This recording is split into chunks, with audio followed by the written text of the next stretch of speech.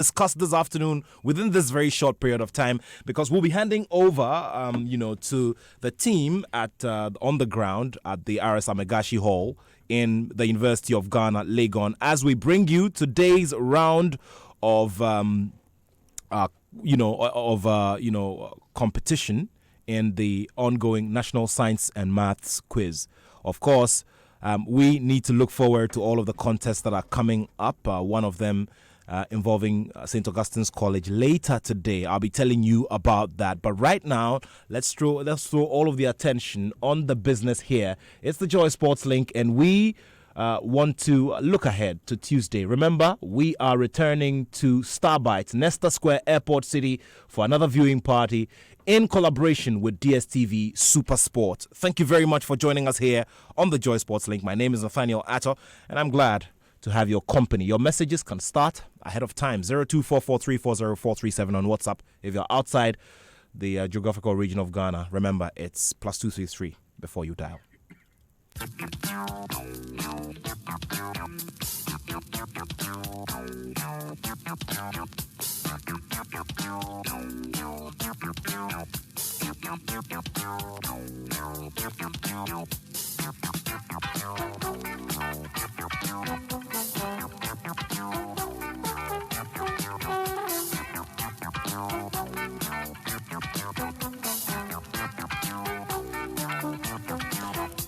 All right, so that game between Ghana and Tunisia on Monday evening, and it sure will be a highlight of our commentary, and that's the reason why you have to be with us. Of course, today, later on, it's Nigeria versus Cameroon and Egypt versus South Africa. Who's your money on already? After this abridged version of the Joy Sports Link would go over to the National Science and Maths Quiz Festival 2019, where Tamale Senior High School, Guamponsam Senior High School, and St. Augustine's College clash in the quarterfinals.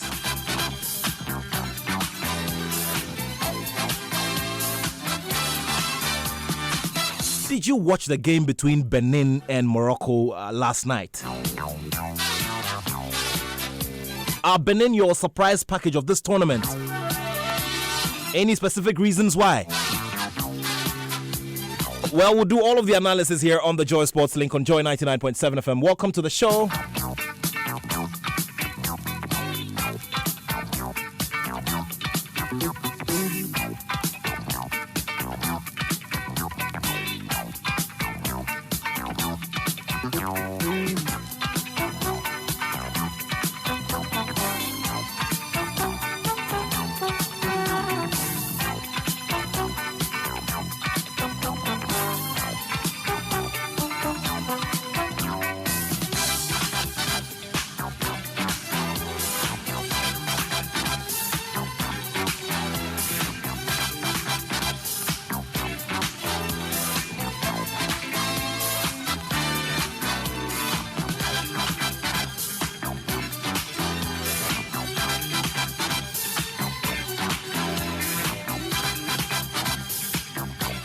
All right, gentlemen, thank you very much for joining us. And if I talk about gentlemen, I'm talking about Kwabena Poku, who's coordinator of F1 Ghana. Also here with me, Dr. Asante Appiah. He is a patron of the BMW Club and also executive chairman of the Life Healthcare Group. You know what happens when they're here, right? We do Formula One business. Okay, so we're looking ahead to the British Grand Prix next weekend. But ahead of that, there's a lot of conversation. Gentlemen, thank you very much for joining us once more. Thank you. Good. With what we saw last weekend, how much excitement and how much competition are we expecting for the British Grand Prix? Today I was just looking at an infographic and studying the nature of all the courses and all the tracks. It's pretty interesting. Britain seems to be pretty, manageable, isn't it? Well, yeah, Britain seems to be pretty manageable. I mean, they wheeled the largest crowd in Formula One at the Silverstone. Unfortunately, it may just be the last race at the Silverstone. They're trying to move it to the London City track. But then again, as you were saying, I mean, Austria, listened to Kojada in your studios predicting that Mercedes was going to take it one way or the other. But the shock was amazing. I mean, and we all saw what Verstappen did. He came from about 6th or 7th and took on all the Mercedes and the Ferrari cars and won the race with just about two laps to go. So the thing is that the Austria track is a very tricky track for Mercedes all the time. So for me, I wasn't surprised at what happened to Mercedes at all. I was surprised at what happened to Ferrari on the day, because that's one of their base where they win easily. But, I mean, Red Bull, that's their track. They pulled the surprise of the day. Doc, you tell me. I mean, you were also there. I mean, I'm happy that, Kwabena is talking about the shock, the shock that was pulled off, in Austria last weekend. You tell me what's running through your mind when the final lap was happening. Yeah, it was very, very exciting. We haven't had such an exciting race in a long time. But I was surprised that everybody was expecting Mercedes to do very well. Mercedes naturally will not do well at high altitudes and very hot tracks. They had serious issues with their cooling systems. They couldn't up their power, and their drivers were basically coasting because they had messed up with their radiators. Sure. And the aerodynamics was just completely out. So Hamilton was always going over the curves. But the surprise thing for me was the Ferraris, because it's a track that is naturally a Ferrari track. And I think we must give it to Mad Max also for his braveness. I mean, the guy is brave, he's bold. He's not afraid to go off the track. He will use every wit about him to get and bully you off the track. And that's what he did.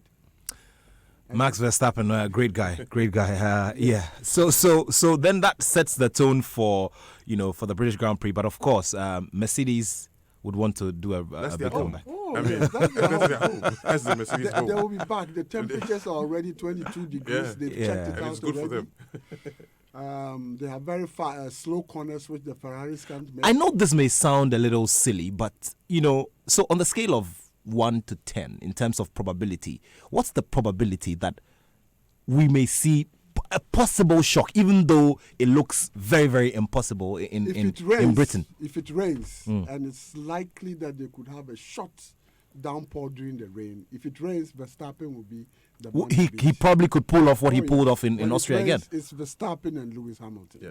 Okay. Two of them are good drivers in rain. Okay, so you send your messages. I don't know what you also out there are making of all of this, but let's see if Verstappen is able to pull off yet another surprise and probably would use the weather as a stepping stone and an advantage on the tracks at the Silverstone. We're hearing that this could be the very last one at Silverstone because of a planned relocation. So. What should we expect from the viewing party, of course, the conversations and all? So, I mean, it's going to be exciting. Fortunately for us, on the same day is the semi-final of the AFCON. So we are moving everything to the DSTV showroom. Right from Formula 1 at 2 o'clock in the afternoon. We move into football at 4 o'clock in the afternoon. So it's going to be grills, it's going to be drinks. I mean, as usual, from Heineken. And hopefully the Black Stars will be in there. The Black Stars will be playing. We are hoping that the Black Stars will play on the same day.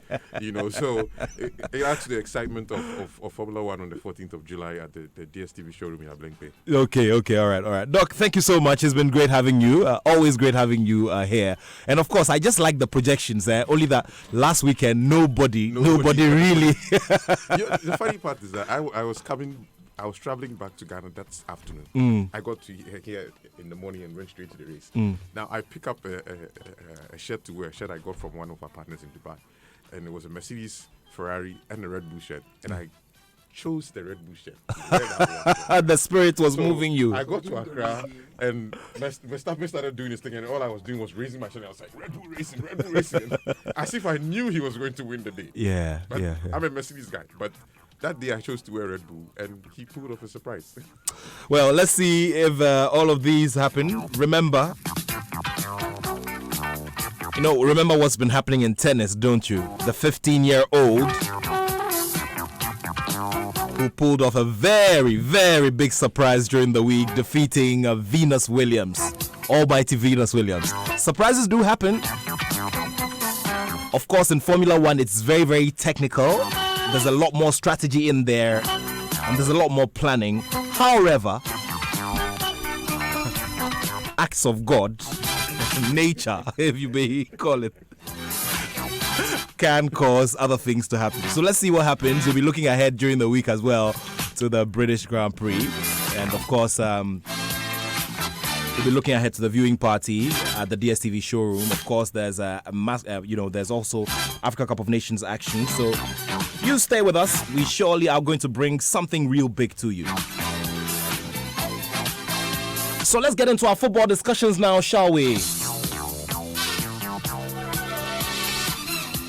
So Benedict Owusu, my colleague, who's been covering the Africa Cup of Nations and who's the main the main man on the ground for Joy Sports at the tournament, has been speaking to some of the players. I'll do a few of them, after which I'll come here into the studio to start the discussions with Eko Asma, who is a seasoned sports analyst and an author, and also Mr. Michael Nkansa, who's in charge of communications for the National Circles Council of Kumasi Asante Kotoko. Kumasi Asante Kotoko have been in the news in the last week for interesting reasons. We know a lot of... how many 5-digit figures? Is that what you call them?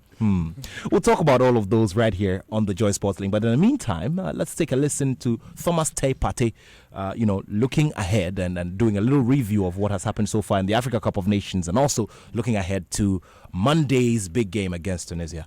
Second half gone and I've not seen any difference in it, I know from group stage we're going to knockout stage, so for me I see it as normal. And for other players I don't know, but I think we have one more match before we go to one of it, so I think it's good. In one of the matches you admitted that you did not play in a favorable position that could have allowed you to play your best. Going into the game against Tunisia, do you envisage playing in your most comfortable position? Well, as a player, I think I cannot choose, sometimes it's possible to choose, but whenever you are put to help a team, I think you have to do your best. I try doing my best in other matches. Although you guys see it as negative, for me it's positive because I've done a lot of work that has helped the team, and I think I'm happy with the game and I'm happy with the positive things I've done. It's going to be difficult like all the matches, so we just have to do our work and try to play well. Thomas, what do you know about it? They are quick on the ball. They are, they seem like Algeria, like Egypt, so I think we're going to play a difficult team and we have to be ready. What's the mindset going into the knockout stages? It's different from playing in the group stages, I presume. Well, we know it's one match and it's all about win, so whatever we do to get a win, we have to do it, and that's what we are about to work on it. Okay, so Thomas Tay Partey, he is our biggest spot in terms of star quality and in terms of regular play in Europe and all of that, and in terms of pedigree as well. Thomas Partey, many criticize him for not coming to the party early enough, but of course he saved himself by scoring a very crucial goal in the last game that the Black Stars played in that 2-0 win against Guinea-Bissau. I'll be bringing you some bits as well of a conversation with Baba Abdulrahman. Baba Rahman also, was a little shaky, but of course provided the much needed assist for Thomas Partey to win. Now, in terms of updates from the ongoing National Science and Maths quiz, would like to congratulate once again Keta Senior High School. Keta Senior High School, they won this contest, this quarterfinal contest. Now, they scored 47 points as against Otibuating Senior High School's 28 and Chemu Senior High School's 24. So, Keta SHS is through to the next stage of the competition. We'll now take a listen to Baba Abdul Rahman. He spoke to my colleague Benedict Owusu. To exploit DS, but most games start slow, so I think it's just because both teams have been cautious, because each point is really important for us. Now, people have said that this is the year of return. Looking at what has happened in camp, the games you've played, and all the things that have happened around the team, do you believe that this is actually the year of return? This is my third AFCON, and since 2015, I've always believed, and the team has always been in the semi-final. So for me, the expectation is too high in Ghana, and we are also trying our best to bring the trophy. But for me, the ambition always is the same. You played your competitive game for the Black Stars since 2017 in this very tournament. I mean, you've played the game so far. How would you rate your performance in the tournament in general? I think I'm growing game by game, and the tournament is also getting interesting. But with my performance, I think I'm growing game by game, and I just want to keep performing to complete the ambition and what we have in mind. 2 great assists in the last game, which was on your birthday. Should we expect similar going into the subsequent games? I'm always here to do my best for this nation, and it doesn't mean it was on my birthday that this happened, but I think I was just a little bit lucky to have it on that special day of mine. But I'm always here to do my best for this nation. Can we go far in this year's tournament? Yes, this is my ambition always, and Ghana has been always there at the top. Yeah, so yes. Baba Abdulrahman looking forward to more in terms of impact, more assists and all of that. And of course, the man, Jordan Ayew as well. Jordan Ayew. Jordan, 2 great goals you've scored so far. What should you expect going into the next game against Tunisia? Just expect that we need to win, and that's the most important thing. For you personally, what's your assessment of the tournament so far? It's a very complicated tournament, very difficult, and we have really good teams. There's no any small team, so it's difficult games, but the most important thing is we as a team are getting stronger, and that's the positive thing. Yeah. A very complicated tournament, that's how he describes it, and he says that, the good thing is that the Black Stars are getting better. Well, in a way, I agree with him. I do agree with him. Like I mentioned earlier, there's live commentary here on Joy 99.7 FM. So we'll bring you that game between Nigeria and Cameroon.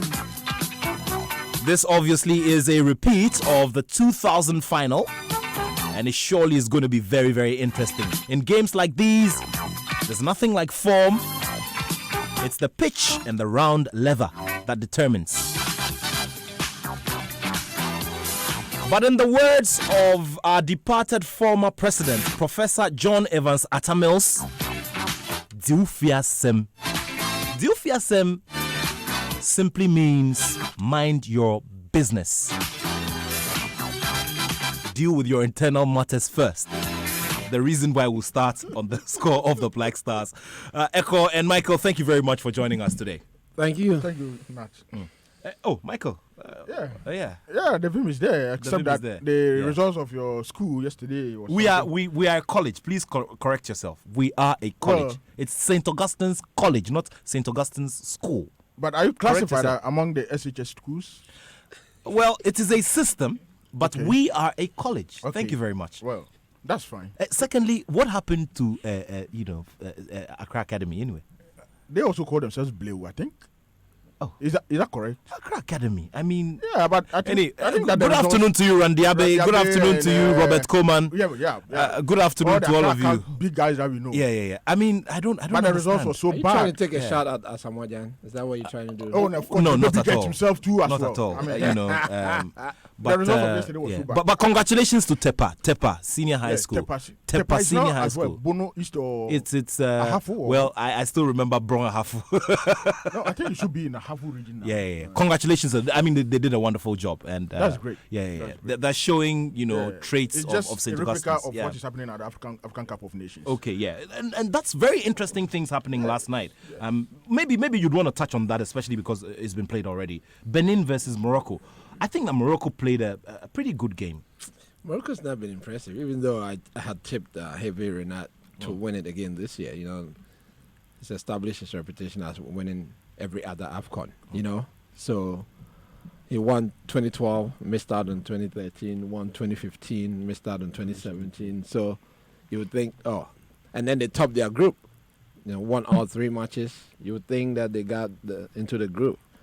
But obviously, third place team in Group F is better than group leaders in Group D. So it tells you something about Group F. Probably the strongest group so far, based on the fact that Benin placed third, kicked out first place team Morocco, having won 3, and Benin not having even won 1 match.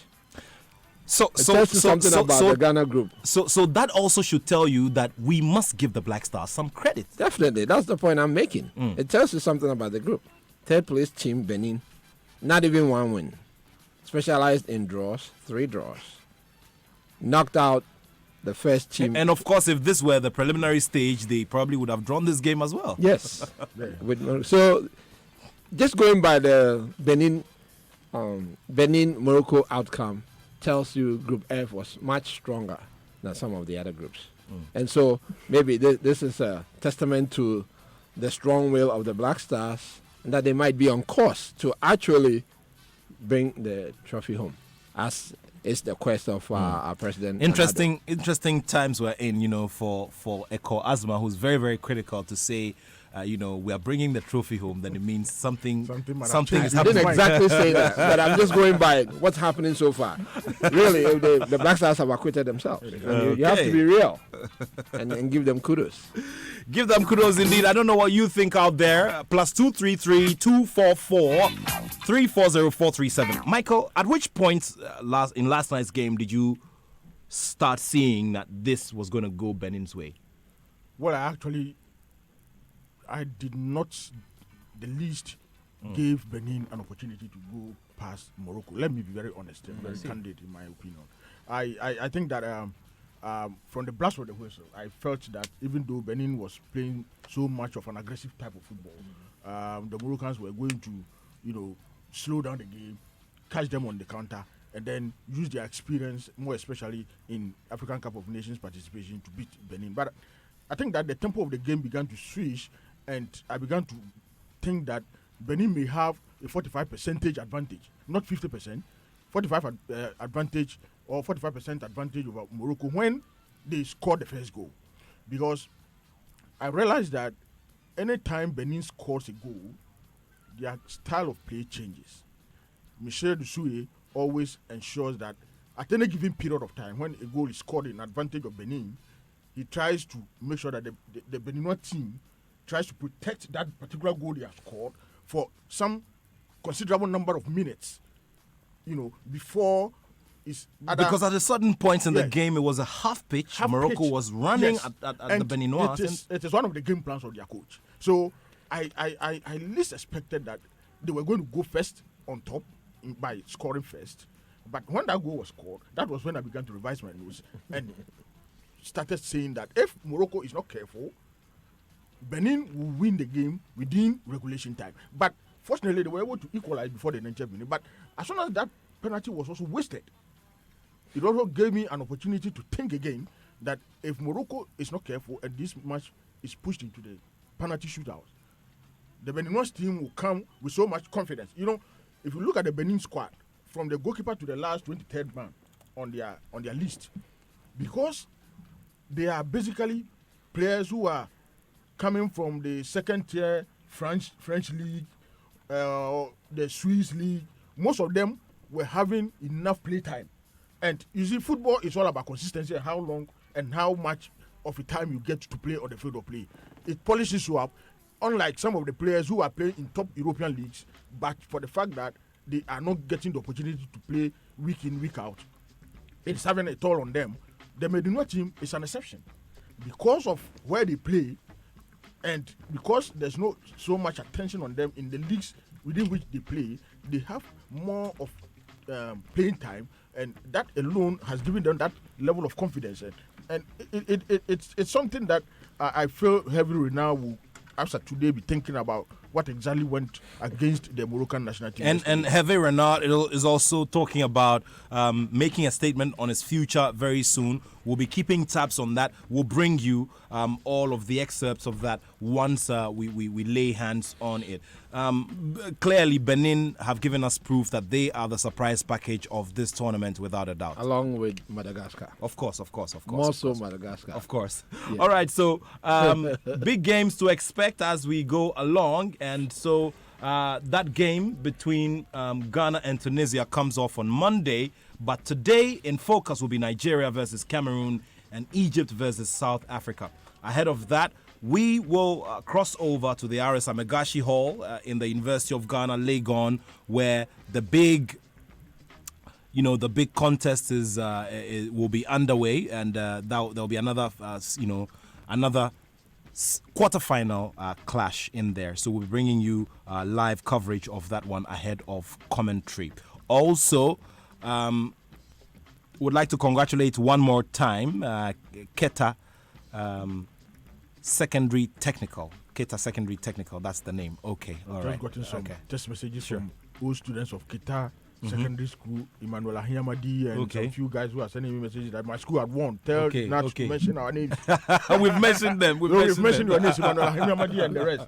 Congratulations to you guys. Congratulations to you guys. All right, gentlemen. So, Monday's activity. It's Ghana, Tunisia. Yeah. Just like Ghana, having massive difficulty in beating Cameroon on this stage, Tunisia have been unable to unlock us at the tournament.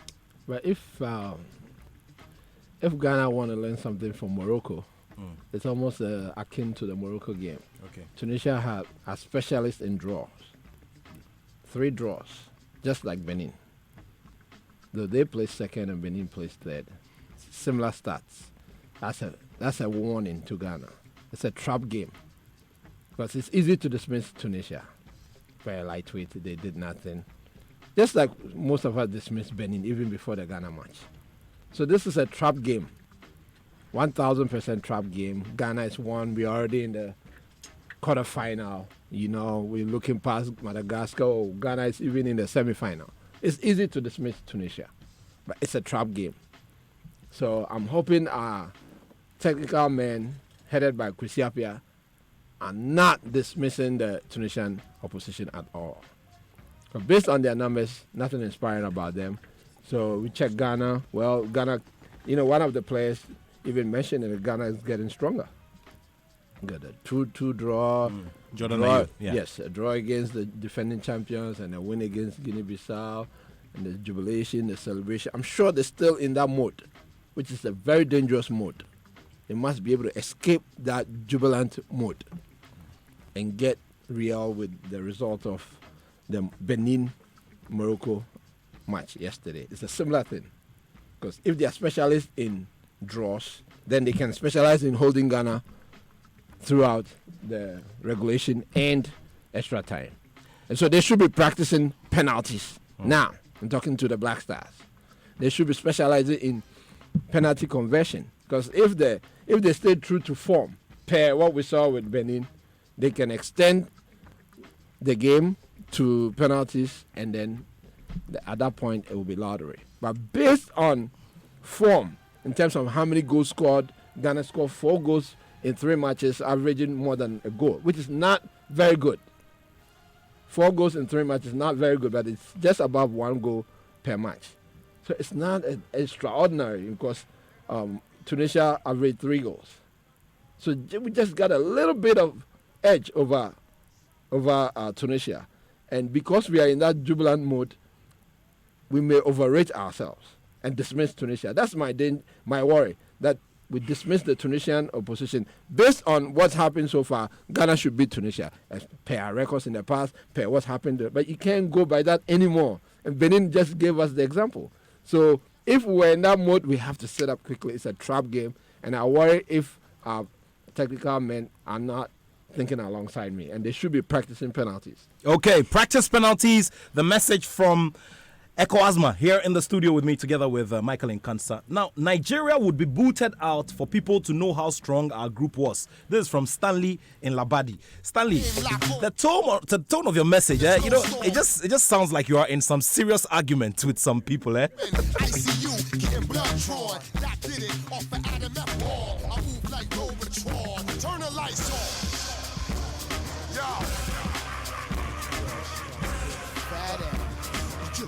Okay, so there we go. Nat, good afternoon. I sent a message last week and I told you Benin are a good side. You see what they did to Morocco. They will do same to Senegal and probably meet Ghana in the semis. And that is after we have crossed the Tunisia and either DRC or Madagascar hurdles. This is from Kofiche in Tantra Hills Yellow House. Thank you very much, Kofiche.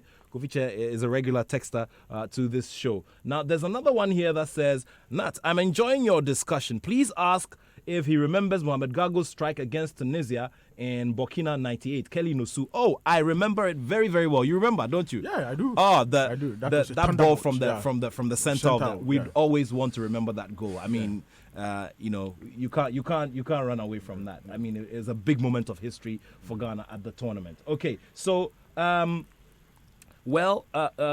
is on course, and we should be happy about that.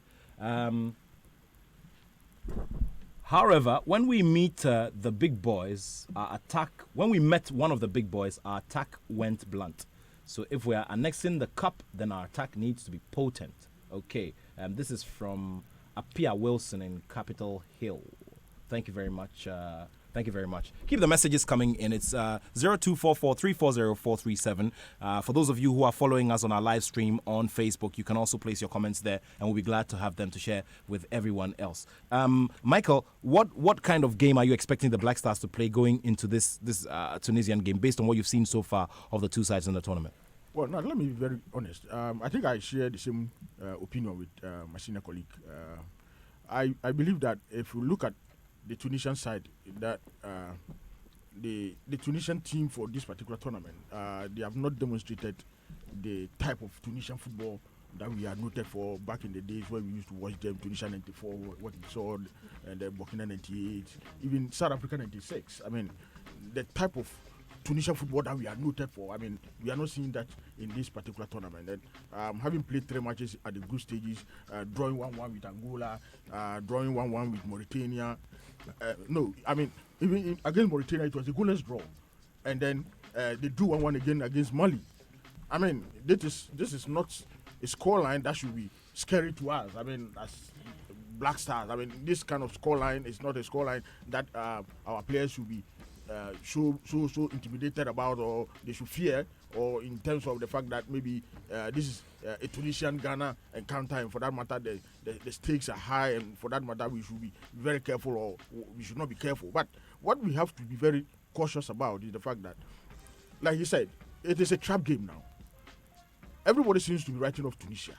From the analysis I've watched even on DSTV and all those, the pundits or the connoisseurs of the game, everybody is trying to write off Tunisia by the fact that their performance for this particular tournament has not been very, very, very good at all. And for that matter, they think that Ghana, with the progression, I mean, how the pendulum begins to switch upwards, and we are beginning to, cement that notion that Ghana is a slow starter in every tournament that we participate in. And so after 1 or 2 matches, the pendulum begins to switch. That notion, I believe that this particular tournament, we should also quickly get it deleted from our minds. And I want it to be I will state it categorically clear that if you look at teams like Madagascar, you look at teams like Benin, look at teams like Mauritania, if the Green Eagles of Nigeria can play a 90 minutes African Cup of Nations and lose 2-0 to Madagascar, I don't think that before or 5 minutes to the commencement of that game, if I had engaged anybody in any discussion as far as football is concerned, that person will be able to convince me that Madagascar was going to beat Nigeria 2-0. But it happened. So in this particular tournament, there are a lot of surprises that are happening.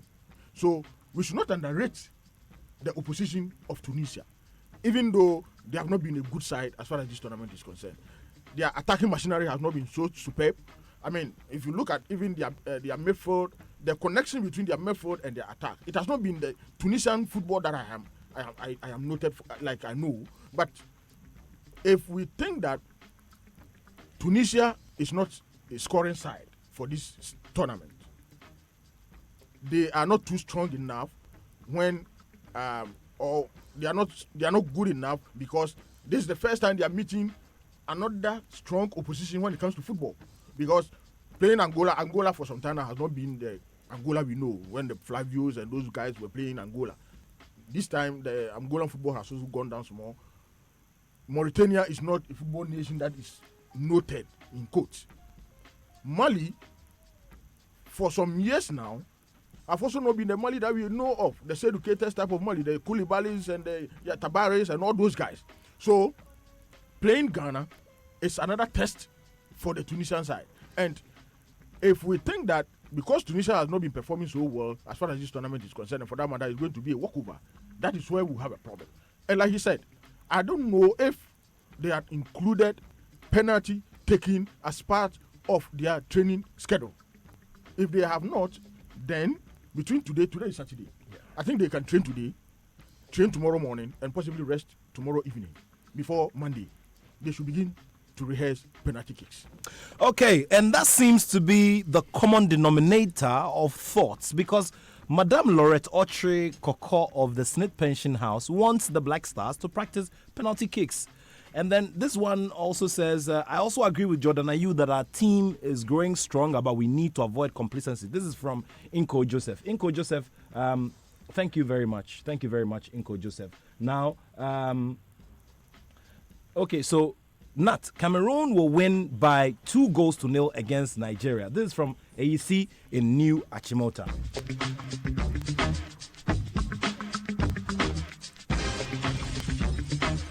Guys, I'm listening to you from Hamburg. Please, it will be fair to give Kwesi Appiah the kudos and his boys, knowing that Benin were not pushovers. Let's try and give support and encouragement. So this is from KAK Jima. Thank you very much for doing the listening. Oh, yeah, just keep it here.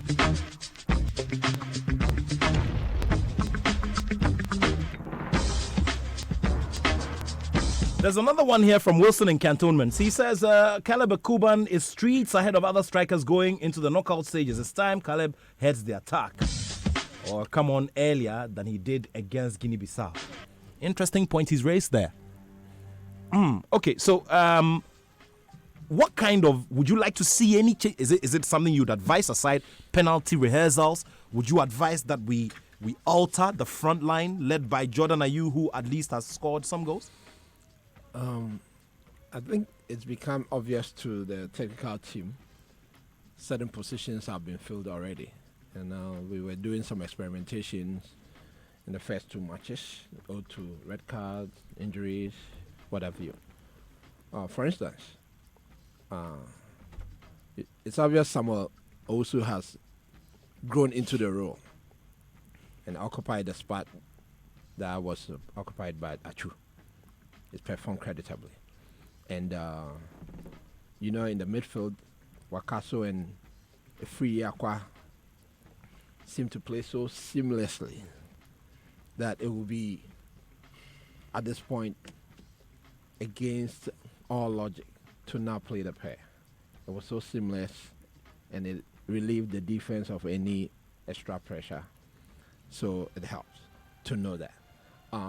Then on the left side of midfield, that's where I anticipate that there will be a real change, because Kwesi Appiah, in my estimation, is going to start the day every game.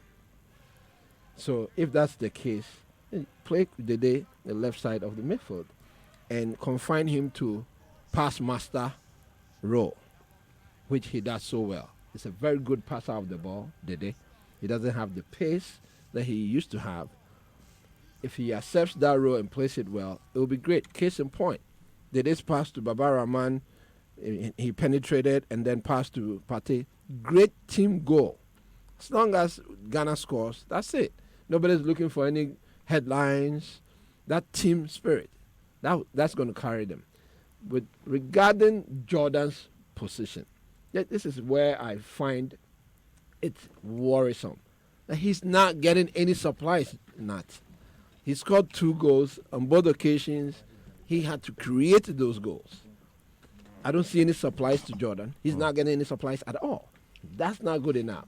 That's where Kwesi Appiah has to really find out which combination in the midfield. We already mentioned Wakaso and Efiri Yakwa. Who else would complement to the point that the supplies will keep coming in for Jordan? Jordan scored 2 goals operating from the wings. One from the right wing, the other from the left wing. As to supplies coming in through the middle, it's been absent. So that is an area that the technical team have to work on quickly. Regarding Ekuban, I had thought that he should have started much earlier in the tournament, and even if you're going to bring him in, bringing him in a few minutes to the time really what doesn't help. He's ahead of Kwamina Owusu, if you ask me. And we don't want to keep seeing Asamoah Gyan getting disrespected on the bench while Kwamina Owusu keeps wasting Ghana's goals. Because Kwamina Owusu, I love the guy. His energy and his pace and everything. And we know he's a very good scorer. We see him at the amateur side. But we don't want him in the Black Stars match wasting our goals. Because he's had at least 3 chances in 2 matches. And wasted all. That's not productive. At all. 3 matches, 3 chances in 2 matches and wasted all. He doesn't deserve to start at all. So either you start Ekuban or Asamoah Gyan, and we go. Now Kwamina Owusu for him to waste, especially in a knockout match. Every goal is important. We don't need him wasting our goals. Unless you can guarantee that once he's playing, he's going to score and he's not going to waste our goals. But because he gets himself into such great positions, he gets the chances. He doesn't end up putting them at the back of the end. So I expect Kwamina Owusu not to start, but I'm not the boss. This is what I would recommend to the technical. All right, so Ekwasba says he's not the boss. Maybe we should listen to the boss and dig into his mind at this time when we're getting ourselves ready for that game. Before listening to the boss, Kwesi Appiah, however, Opoku Boachi in Connecticut, USA says, I ain't got much to say for now. Like Jordan said, the tournament is very complicated. I wish our Black Stars the very best.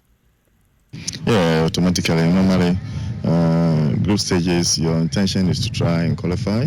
But once you get to the knockout stages, the preparation should be different, with the intention that, look, no matter what, you need to win a game. So that is what we're trying to do now.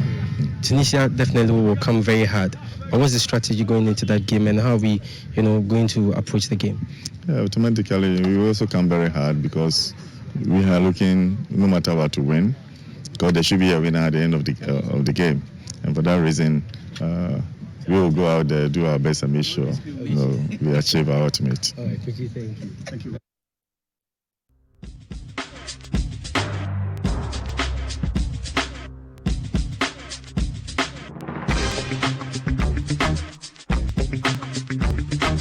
More messages are coming in. There's this one that says, I expect Cameroon to win at the end of the day. Our match against Tunisia, we should take our chances in order to avoid penalty kicks because it can go either way. Kwabna Direntry and Mamprobi.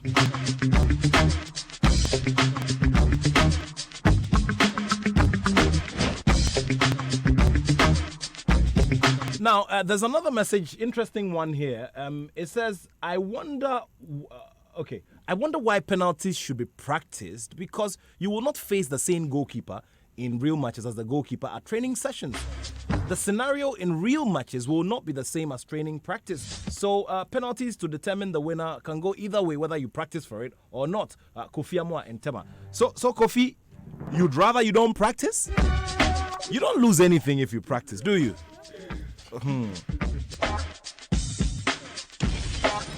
They say luck is when preparation meets opportunity. I don't know how,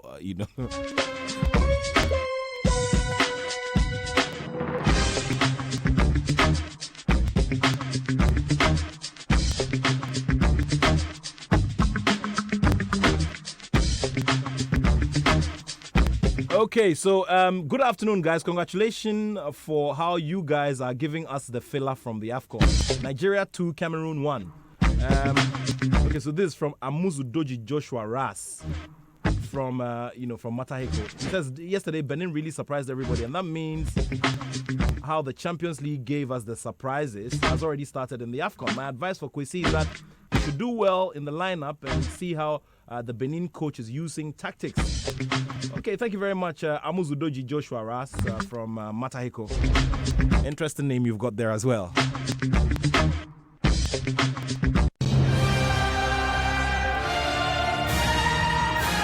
So once again, we'd like to say congratulations to Keta Senior High Technical School for winning against Oti Boating Senior High School and Chemu Senior High School.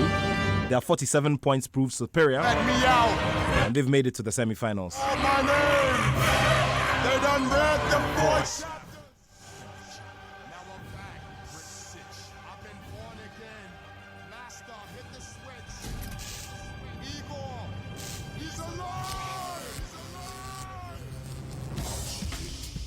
So there we go. There's another contest coming up, and we'll be taking you live to the grounds at the RS Amegashi Auditorium of the University of Ghana. So Tamale Senior High School, Buamponsem Senior High School, and St. Augustine's College.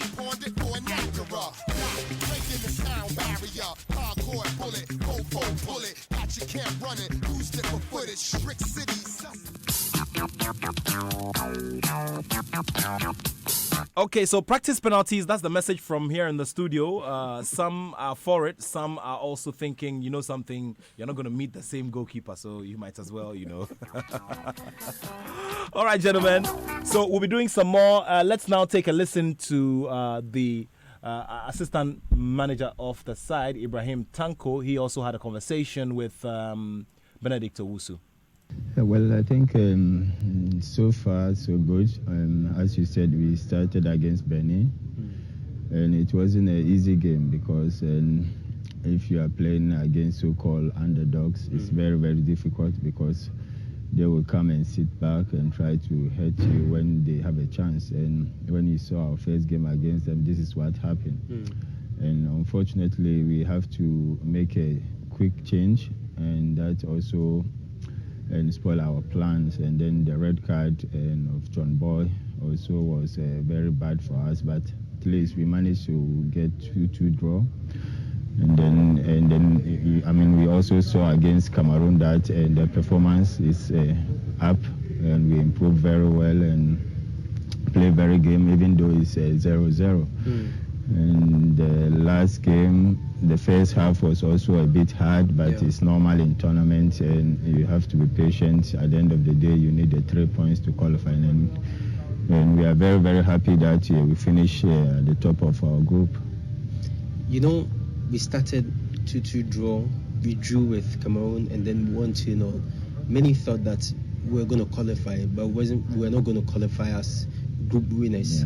Did it come as a surprise to you that we were able to do that? Well, we knew that we are going to qualify, as you said, and we know if we have more goals, we can be group leaders. So we go into the game with the mind that we are going to win with more goals. And we knew that playing against Benin is not easy, so Cameroon will not find it so easy. So got so good that and we are able to achieve our aim to top the group, and we are very happy and looking forward. You were with Cameroon in this same tournament, but I mean different number of teams. Also with Ghana last 2 years in Gabon. Now we are playing a 24-team tournament. What has changed about the competition? Well, I mean, it's getting tougher because when you look at even those who came in the their first AFCON, you could see that there's no underdog in Africa anymore. All the teams are playing very well. You could see also from the score line, you will not have 3-0, 4-0 like the previous one. So I think the tournament itself is getting tough, and I hope that we find our rhythm now. And we are playing against Tunisia, and if we be able to go through, I am sure that we have a very big chance to win the cup. But we have to go step by step. Looking at our team, our players, so far, all the players have played with the exception of the two goalkeepers, that's Satizigi and Felix Annan, as well as Atama. Is that what you guys anticipated, that at this point of the tournament we're going to use all our players? Yeah, well, I mean, the tournament is a long way, and you will need all the players, because when you look at our last game, we played Joseph Aidu. It's easy to you could see from Christian Achu or Thomas Ejapon injury. So we told the guys that everybody have to be ready, because this is a tournament of 24 teams. It's going to be tough, and we hope that we are not going to have any injury again. I mean, when you look at our last match, we missed Jonathan Mensah and Kasim No, which we hope that they are going to come back, and then we are going to have a very strong team against Tunisia. You talked about injuries. Now, Thomas Ejapon, the first game, picked up an injury. Achu, in the game against Cameroon, picked up an injury. Jonathan also, in that game, picked up an injury. How has the injury situation disrupted your plans in the tournament? It's worrying, but as I said now, Thomas Ejapon started yesterday, and it looks very good. And Jonathan Mensah will also definitely come back. So we hope that Christian Achu, even though the doctors are not so sure, but he's here and he's getting better every day. We hope that he will come back. But if he's not, and I'm sure that those who are here are going to do the job for him also to be very happy. I don't know if you've been following the discussion on social media, especially on WhatsApp, about how 1982 we started 2-2, we drew goalless, and then we won our game, and eventually we played against Tunisia. Is it something that you believe in? Yeah, well, I mean, it's good if the history favors you, but I mean, our seniors did that history. We also have to achieve something so that the next generation will also talk about that. I personally don't think about that, and I want to go game by game, because 82 is a different squad, and now it's a different squad. So things have changed. Things have changed a lot, and we hope that against Tunisia we are going to have a very good game to win, so that we also make our own history. Also, the under-20, when they won the FIFA World Cup for the very first time, started here in Ismailia. They went to Suez, and it looks like this place has become our home. I mean, we went and we are back, and we are staying here for our game against Tunisia. How are you guys loving this place? Yeah, well, I mean, we are very happy to come back, because when we came here in the first place, we settled very well, and as we said, we never thought we were going to top the group, but we did it, and we came back, and we are happy to be here. As we said, if the history will favor us, we will be very happy. Of course, we all want the team to win the tournament. Sure. But what would it mean to you, Coach, if you're able to do this? That for the very first time during your time, we're able to end the country's long wait for the title? I think the technical team, the management, we came here with a purpose. And also the Ghanaians who are supporting us are very, very supportive. They want to see the cup in our generation. So we are doing our best. And we hope that with this effort that we are putting, I mean, you could see that in the camp there's a peace, there's a unity, there's no any negativity outside. So we are very, very sure that we are going to go far, and if possible to bring the cup to Ghanaians. Okay, very reassuring words from the assistant coach of the Black Stars, Ibrahim Tanko. He's previously, been the assistant coach for Cameroon as well. All of that contributing to the kind of game that we had against Cameroon. Now, Nat, Benin did exactly what Wesley Girls did to Motown and my Kumasi guys. The Black Stars did very well by drawing with Benin. Songo was saying they are hunters and not playing football. I hope you watched the game. Davidson Akrong in Adenta Ashie. Davidson, thank you for your message. Now, there's another one here. It says, it's from Wilson again in Cantonment. He says, I do not agree that Jordan had to work his way to get those goals. He benefited hugely from superb assists from Partey and Baba. Other assists, he was unlucky to have hit the goal post. Next time, Partey should occupy the number 10 position. Yeah. Okay, this is another one. There's another one here, and it reads, and it's from Mataiku again. Okay, I think I've done this already. This one already. So keep the messages coming in. This is from Yao Fosu in Atlanta, USA. He says, Black Stars, keep the spirit up. We are behind you.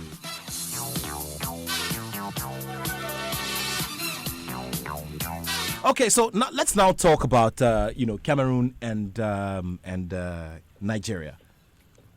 A game which ordinarily maybe would have gone for Cameroon in terms of the projections, but hey, this is Cameroon. It's like Accra, Hearts of Oak, and Kotoko. Exactly. I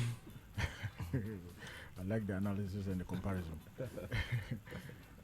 Now, I think that Nigeria, Cameroon. Let me just pass one comment on the Ghana-Tunisia game in respect of what we expect Kwesi Appiah to do on Monday.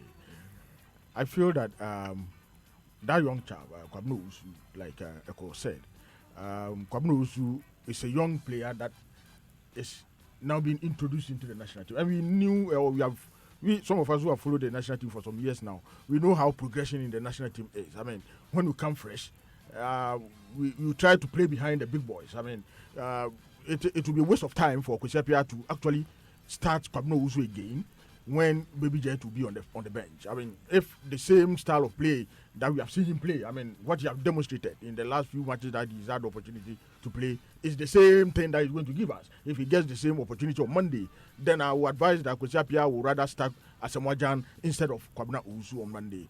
And in the midfield, I feel that if you look at the style of the Tunisians, I don't think that we can say so much here that will influence Kwesi's thinking. But Kwesi is the boss, like Eko said.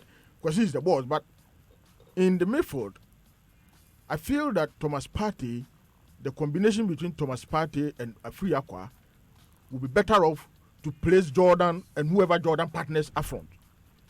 Be better off for Ghana. Because if you look at Thomas Partey's influence in the last two matches, especially against Benin and Cameroon, his command in the midfield was a little bit relegated to the back. I don't know what is happening. Unless maybe there's something that I am not privy to. Now, at any given point that Afri Akwa is introduced, you see that the telepathy between the two players begins to show, and the midfield begins to gel, and the up front begins to get very potent. So, if what I have observed is the same thing that Kwesi has observed, then he should look at if there is any change in his mind. Then he should look at changing someone to partner Thomas Partey in midfield, and then resting what is his name? Kwabena Owusu for somebody more experienced, either Ekuban or Asamoah Gyan to partner Jordan up front, so that they will be free to do the passing behind those two strikers. Now, quickly on the Cameroon, Nigeria. Nigeria, for whatever reason, for this tournament, have also disappointed a lot of us. I mean, their performance have not been the type of performance we were expecting. But between Nigeria and Cameroon, I think that the two teams currently, in terms of performance, they should be placed on the same scale. Okay. They should be placed on the same scale. And I feel Cameroon, from what I saw against Ghana, will be more aggressive and they will be more hungrier to win this particular match even than Nigeria, because Nigeria, for playing Madagascar, going down one goal, their approach and their reorganization after they considered that first goal was not something that, if they introduce the same system, they introduce the same tactics against Cameroon, I don't think they will survive. Because even if against Madagascar, going down one goal, your reorganization and your technical changes, in fact, on the field of play, was not something that was positively geared towards cancelling the goal or even holding the Madagascans from launching further onslaughts against them, but rather they open up again for the Madagascan guys to come at them and they score the second goal. And if you look at the circumstances and the build-up to the second goal, you will notice that this is not the type of Nigerian national team or the Super Green Eagles that we've noted for. And playing against Cameroon, who are more hungry and who feel that they are the defending champions and they have something at stake that they must defend and take back to Yaoundé to go and show to their head of state and the people of Cameroon, I think that they are more hungry to win this particular game than Nigeria, unless something more significant happens in the Nigerian setup this late afternoon playing Cameroon. Okay. This is a message from Kwabna Dako in Adenta. He says, in our next game, Ghana will win by 4 goals against our opponents. There's another one here that says a free Aqua should be constant in midfield. That's where Kwesi Appiah got it wrong at the beginning and even at the 2014 World Cup. Another one from Wilson in Cantonments. Okay, so Echo. Yeah. Nigeria, Cameroon, tough one. Commentaries coming up right here on this dial in a bit. I don't see it as tough. I see it as Cameroon going through. Cameroon, let's remind everybody else, from the same group as Benin that did an upset over Morocco yesterday. So from that stock, now any team playing any team from that group should sit up, because Benin has demonstrated Group F is not for fail. The F is not for fail. Benin third knocked out number 1 team Morocco with 3 wins. They had 3 draws. Well, guess what? Cameroon had similar stats as Nigeria, even though Nigeria had 2 wins. But they scored 2 goals in 3 matches, just like Cameroon.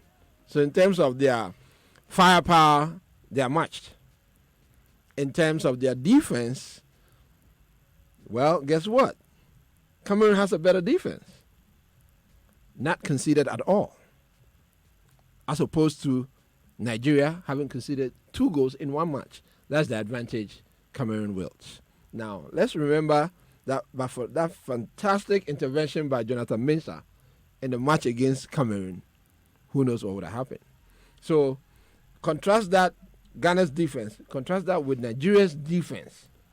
Look at the number of errors that Nigerian defense, the central defense, Leon Balogun, look at the errors he committed against Madagascar. Now, if there's a repeat, then you know they are dead. They can't afford to have any such errors. Now, you know Cameroon is going to come proper. Even against Ghana, Ghana was under a lot of pressure. But I'm surprised that in all of that media and all of the talk we're talking about Ghana team and all that, we're not mentioning Richard Ofori. He's been overlooked completely, and yet he's been our best player in my estimation. We have mentioned him. Yes, but not as much as he should be mentioned. Okay. When everybody is being mentioned, Richard Ofori's name doesn't come up at all, and yet he's kept Ghana in the tournament by far. Now, based on the defense exhibited by Ghana against Cameroon, contrasting that Nigerian defense versus Madagascar, there's not much hope in terms of how much the Nigerian defense can withstand against the might of the defending champions. Cameroon have not been very impressive at all. They've just been efficient. So you can also dismiss them. But champions die hard. They are the champions until you knock them out. So against Nigeria, based on their defense, the errors they committed at the back, and the potency up front, especially given that this is a knockout, I'll definitely stick my neck out for Cameroon. Because Nigeria has not been impressive at all. Even in the 2 matches they won, squeezed by Burundi laboriously, likewise Guinea, and then losing to Madagascar. They've been really, if anything, Cameroon's been much more convincing than Nigeria so far. So this is not the Nigeria we know. If we mention Nigeria in world football, this is an apology of the typical Nigerian football we are used to, that the world is used to, and they'll be missing their influential captain, through injury. There's not much going on to hang your hat on going into the match that Nigeria will win. I go for Cameroon. Okay. Definitely. Interesting stuff coming in. Felix Adai going there from... Felix Adai is sending this message from Ohio, USA. He says, Nat, one worrisome issue is Wakaso not getting his through passes and long passes well. Not forgetting that the long one he sent to Jan beat Algeria years ago. Someone tell the 2 Owusus that they are too young to be looking for personal glory. They should look at our mates. They look out for their mates in better positions rather than going solo. Very shortly, we'll be crossing over to the RS Amegashi Auditorium of the University of Ghana. But before we do that as well, we'll quickly take a look at what we should be expecting in Egypt, in the game between Egypt, the record 7-time champions, and South Africa, who won it in 1996. lightweight. South Africa got just 1 goal in 3 matches. Just squeezed by Namibia, who, by the way, did beat Ghana in the friendly anyway. But, really, there's not much going on now with South Africa. 1 goal in 3 matches against the might of Egypt, the hosts. Salah might be missing. He has a cold, but I'm sure he'll be fine. But guys, so the South Africa is no challenge to Egypt. Okay, no problems. So in the unlikely instance that happens, I mean, we've even spoken about the Black Stars, and of course, the sentimental me wouldn't want to even go there, but I probably would also want to ask. So what happens if it goes otherwise? I will guarantee that it won't happen. I put a guarantee on it. It will never happen. Okay, so Echo Asma's guarantee. Yes. The seal of guarantee is telling us that Ghana will beat Tunisia and South Africa will lose to Egypt. It's conk. Okay, so well, we already know the results then, but you still have to listen to live commentary here on Joy 99.7 FM. My name is Nathaniel Atta. We're here on the Joy Sports Link here on this dial, and also here with me in studio are Echo Asma, sports analyst and author, and also Michael Nkansa, who's in charge of communications for the National National Circles Council of Kumasi Asante Kotoko. Now, another issue that has come up to talk about Kumasi Asante Kotoko is the coaching job. News came in that Asante Kotoko had parted ways with CK Akono, who did well to guide Asante Kotoko into to win the Normalization Cup. Now, what is the real situation on the ground? We've had loads of conflicting reports. The thing about him moving to technical director position, which is normally what happens when clubs want to get people off their positions as coaches. What is the situation on the ground? I think that in Asante Kotoko now, having won the NC tournament and having booked the tickets to participate in the CAF Champions League somewhere around August thereabout. It's a duty call on management to ensure that they parade and package the team in such a way that when we start playing in the CAF Champions League, we'll see as one of the serious-minded teams who have actually prepared to participate in that tournament, and so it calls for some transformations and it calls for some changes, either in the playing side or in the playing body or in the technical side.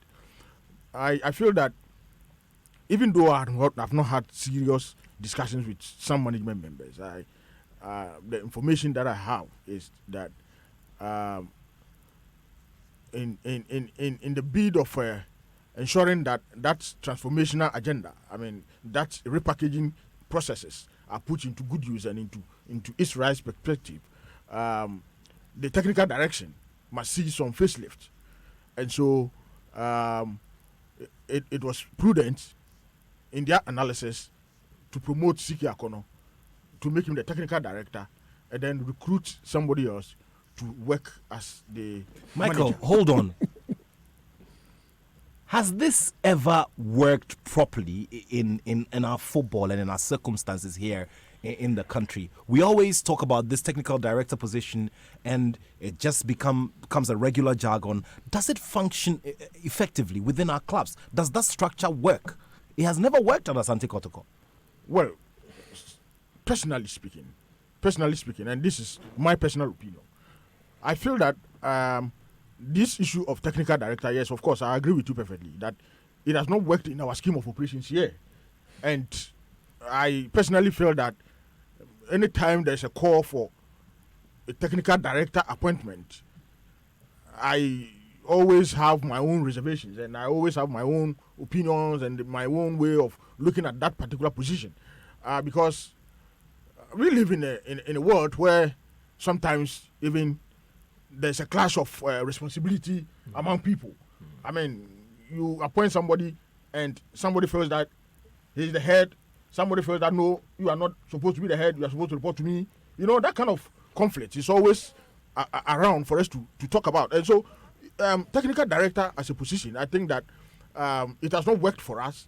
And, well, for CK Akono to be elevated to technical director, I think that it is the management's decision to do so, and as to whether or not they have done the critical analysis to see the opportunities and threats that comes along with that particular decision. I think that management will be the best people to give us that explanation. But I think that for the supporters wing, the general Kotoko supporters, I think that everybody has his own way of understanding what has happened, and until management comes to say what they represent and what they stand for, we believe that per the official communique that I have is that CK Akono has been elevated, and this phrase was actually used in the letter, that he has been elevated to the position of technical and director. we even saw a figure of a salary and improved salary as well. Which, of course, I have my own reservation as to that particular sentence that carried his remuneration into the media. I think that one we'll talk about it somewhere. But if he's been elevated and the man says that he's not happy about the elevation, then it means that the two parties must sit down to see how best they'll go about their termination of engagement issues. And then whoever has to cough some few amounts of CDs will have to cough it out, and then life will go on, and then we'll move on as a club.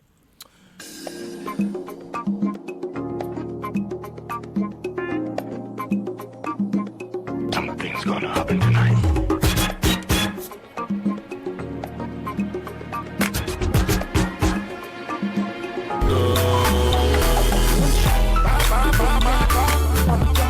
I think I'm me friend, no me. Okay, so this is where would have to wrap it all up. Well, I know you were all enjoying the conversation. There's a message here that says, Nati, hi, the appropriate description of this tournament is POW, very complicated and controversial. I'm having a real feeling that the cup is coming to GH. It has to come. We are winning the next match against Tunisia to the next stage. And of course, good afternoon, Ifya Yeboah. I'm enjoying the discussion. All right, so we will hand over to Dr. Elsie Efa Kaufman, who is the quiz mistress, St. Augustine's College, Boam Ponsam Senior High School, and Tamale Senior High School, going up in this quarterfinal contest. After that, we'll bring you that game between Nigeria and Cameroon, and then Egypt and South Africa. You'd have to stay here with us. Tomorrow, it will be Madagascar versus DR Congo as well. Thank you all very much for listening to this abridged version of the Joy Sports Link. Introduction of the schools ongoing. And now we hand over straight to the RS Amegashi Hall. And that's where I say a very big thank you to Eko Asma and Michael Nkansa for making it here today. Thank you all very much for listening. My name is Nathaniel Atto, and I have love for sport. Who's in defenders was good. It gave us a lot of opportunity.